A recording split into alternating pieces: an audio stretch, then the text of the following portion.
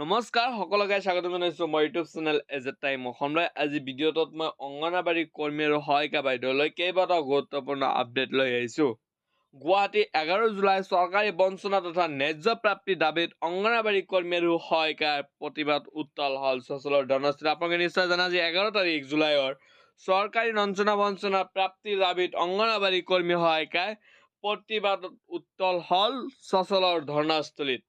গুৱাহাটীৰ সচলত মাননীৰ সলনি মজুৰি প্ৰদানৰ দাবী তুলিলে তেওঁলোকে।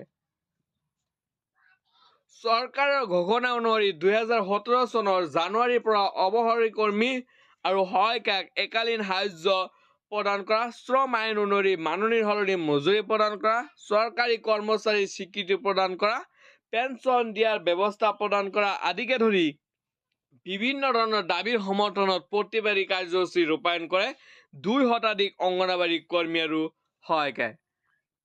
অসম ৰাজ্যিক অংগনবাড়ী কৰ্মী আৰু সহায়িকা সংস্থাই সচলত ৰূপায়ণ কৰা 3 ঘণ্টীয়া প্ৰতিবাদৰ কাৰ্যসূচীৰ মাজতে প্ৰতিবাদী কাৰ্যস্থলীৰ পৰা ৰাজপথলৈ ওলাই অহাৰ চেষ্টা কৰাৰ সময়তে প্ৰতিবাদীকাৰীক আৰক্ষীয়ে বেৰিকেড দি বাধা প্ৰদান কৰে আৰু আৰক্ষী আৰু প্ৰতিবাদীৰ মাজত অংগনবাড়ী কৰ্মী সহায়িকা আৰু আৰক্ষীৰ মাজত ৰণচণ্ডী ৰূপ ধাৰণ কৰে, যুদ্ধ সদৃশ পৰিৱেশৰ সৃষ্টি হয়। আপোনালোকে নিশ্চয় স্ক্ৰীনত চাব পাৰিছে কেনেকুৱা ধৰণে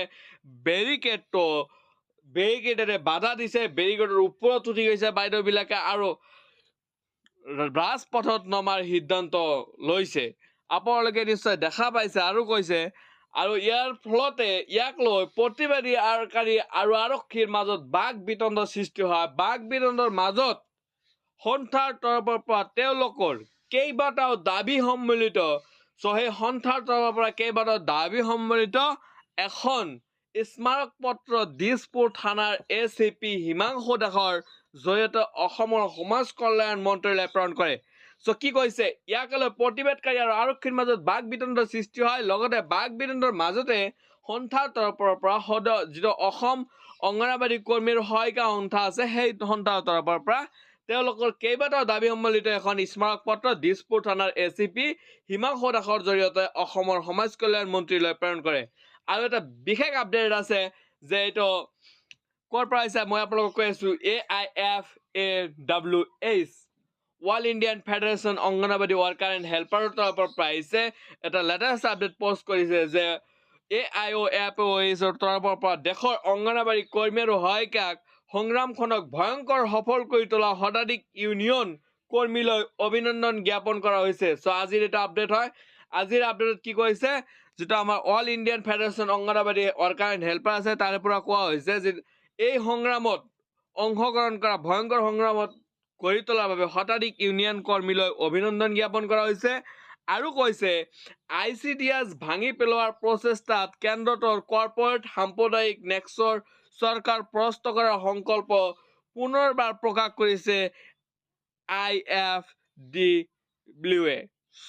আৰু কৈছে ইয়াতে অনাগত দিনত আৰু অধিক বৃহৎ সংগ্ৰামৰ বাবে সাজু হৈ থাকিবলৈ অংগনবাড়ী কৰ্মী আৰু সহায়িকাসকলক আহ্বান জনোৱা হৈছে all Indian federation of Anganwadi helper and ৱাৰ্কাৰৰ তৰফৰ পৰা।